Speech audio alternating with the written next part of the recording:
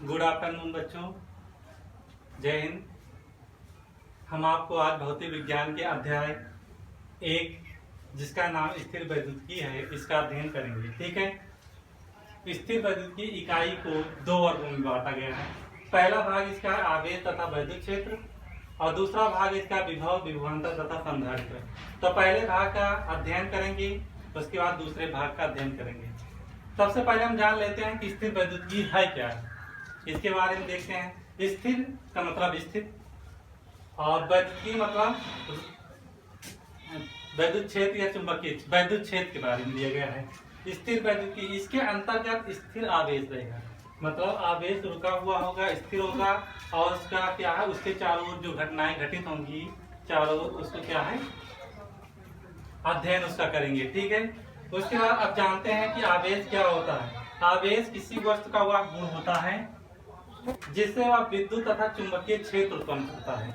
विद्युत क्षेत्र भी उत्पन्न करता है, चुंबकीय क्षेत्र उत्पन्न करता है और इसके प्रभावों को भी अनुभव करता है।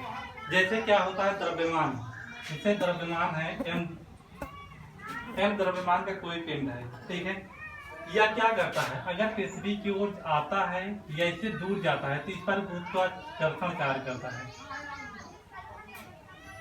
गुरुत्वाकर्षण कार्य करता है। और गुरुत्वाकर्षण के साथ साथ ये पिंड ये भी अनुभव करेगा ये किस क्षेत्र में है, अर्थात पृथ्वी के चुंबकीय क्षेत्र में है कि उससे बाहर है। तो अगर पृथ्वी के चुंबकीय क्षेत्र में होता है तो ये क्या है, नीचे की ओर आता है। चुंबकीय पृथ्वी के चुंबकीय क्षेत्र से अगर बाहर है तो ये क्या है, ऊपर की ओर जाता है। तो पृथ्वी के, ये मान लेते हैं पृथ्वी, अगर पृथ्वी के चुंबकीय क्षेत्र के अंदर है तो नीचे की ओर आएगा, अगर पृथ्वी के चुंबकीय क्षेत्र के बाहर है तो ये ऊपर की ओर चला जाएगा। इसी प्रकार ये भी आवेश भी होता है। अब चलो कुछ उदाहरण हम बताते हैं। जैसे क्या है, कांच की छड़ को अगर बिल्ली की खाल पर रगड़े तो उसमें क्या है, उसमें वह आवेशित हो जाती है। कांच की छड़ को अगर बिल्ली की खाल पर रगड़ते हैं तो कांच की छड़ क्या हो जाती है, आवेशित हो जाती है। इसी प्रकार अगर बोरी के धागे, जो प्लास्टिक की बोरी होती है, देखे होंगे आप लोग, अगर उसके धागे को अगर हाथ से खींचा जाए ऐसे करके तो क्या हो जाती है, हाथ में चिपकने लगती है, तो भी क्या है, एक प्रकार का आवेश उत्पन्न करती है। ठीक है। अब यहाँ पर आवेश की संकल्पना पढ़ते हैं। आवेश की संकल्पना क्या है, वस्तु में आवेश की संकल्पना इलेक्ट्रॉनों की वृद्धि या कमी के कारण होती है। अगर किसी वस्तु में इलेक्ट्रॉनों की कमी हो रही है या इलेक्ट्रॉनों की हानि हो रही है किसी वस्तु से, मान लेते हैं यहाँ पर सोडियम दिया गया है, इसमें से इलेक्ट्रॉन की हानि हो गया। हानि का मतलब होता है एक इलेक्ट्रॉन निकल गया, तो अगर इसमें से एक इलेक्ट्रॉन निकल गया तो इसमें क्या आ गया, धनावेश। तो यह वस्तु क्या हो गई, धनावेशित की ऋणावेशित, धनावेशित हो गई। तो किसी वस्तु से इलेक्ट्रॉन निकले या इसकी हानि हो जाए या कमी हो जाए तो वह वस्तु बन जाती है धनावेशित। क्योंकि देखिए यहाँ पर इलेक्ट्रॉनों की हानि के कारण जो वस्तु आई उसमें इलेक्ट्रॉनों की कमी है, क्योंकि इसके इलेक्ट्रॉनों संख्या कितनी हो गई, 10। परंतु प्रोटॉनों संख्या पर कोई प्रभाव नहीं पड़ेगा क्योंकि इसका इसमें प्रोटॉनों संख्या कितनी है, 11 है। इसी प्रकार किसी वस्तु में इलेक्ट्रॉन आ जाए, इलेक्ट्रॉनों की वृद्धि हो जाए, इलेक्ट्रॉन जुड़ जाए तो क्या हो जाता है, इलेक्ट्रॉनों की वृद्धि होने के कारण वह वस्तु क्या हो जाएगी, ऋणावेशित हो जाएगी। वस्तु ऋणावेशित हो जाएगी, इसमें इलेक्ट्रॉनों की संख्या बढ़ गई है परंतु प्रोटॉनों की संख्या में कोई प्रभाव नहीं पड़ा है। तो प्रोटॉनों की संख्या जितनी यहाँ पर है उतनी यहाँ पर भी है। ठीक। तो प्रोटॉनों की संख्या का कोई प्रभाव नहीं होता। प्रोटॉनों की संख्या के आधार पर हम इसकी संकल्पना का अध्ययन नहीं कर सकते, केवल किसके कारण कर सकते हैं, इलेक्ट्रॉनों की कमी या वृद्धि के कारण। अगर वस्तु में इलेक्ट्रॉन निकलता है तो वो धनावेशित हो जाता है, किसी वस्तु में इलेक्ट्रॉन आकर जुड़ता है, वृद्धि होती है इलेक्ट्रॉनों की, तो वो क्या हो जाती है, ऋणावेशित हो जाती है।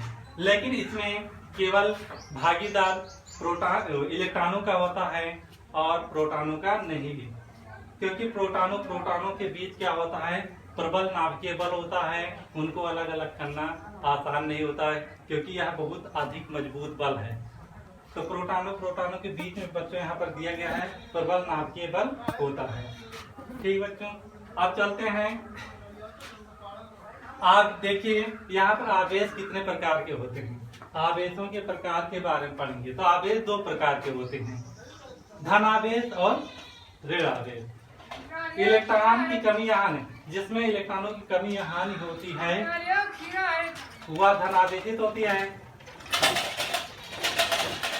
जिसमें इलेक्ट्रॉनों की वृद्धि हो जाती है वह क्या है, ऋण आवेशित हो जाती है। तो बच्चों आपने क्या सीखा, अगर किसी वस्तु से इलेक्ट्रॉन निकल जा रहा है तो वस्तु में क्या आ जाएगा, धनावेश आ जाएगा। अगर किसी वस्तु में इलेक्ट्रॉन आकर जुड़ रहा है, इलेक्ट्रॉन बढ़ रहा है, तो वह वस्तु ऋण आवेशित हो जाती है। आप लोगों ने दो प्रकार के आवेशों का अध्ययन भी कर लिया है। अब देखते हैं आवेशों के बारे में कुछ समझते हैं। यहाँ पर देखिए, यहाँ पर ये धनावेशित छड़ है जो किसी आधार से लटकी हुई है। यहाँ पर किसी आधार से धनावेशित छड़ को लटकाया गया है। यहाँ पर आधार से धनावेशित छड़ को लटकाया गया है।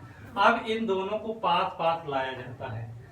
तो अगर जब दोनों पास पास आती हैं तो इनके बीच क्या है, ये दोनों दूर भागने लगते हैं, क्योंकि ये धनावेशित ये भी धनावेशित। धनावेशित जब पास पास आते हैं तो ये क्या होता है, प्रतिकर्षण इनमें होता है। तो ये क्षण इधर भागने लगती है और ये क्षण इधर भागने लगती है। तो आपको यहाँ पर पता चल जाता है या आपको देखने में मिलता है कि यहाँ पर क्या है, धनावेशित के बीच में क्या हो रहा है, दूर हटने वाला बल अर्थात प्रतिकर्षण बल लग रहा है या प्रतिकर्षित होते हैं। ठीक है। और ऋण आवेशित एक क्षण है, यहाँ पर धनावेशित एक क्षण है जो कि आधार से इसको स्वतंत्रता पूर्वक लटकाया गया है।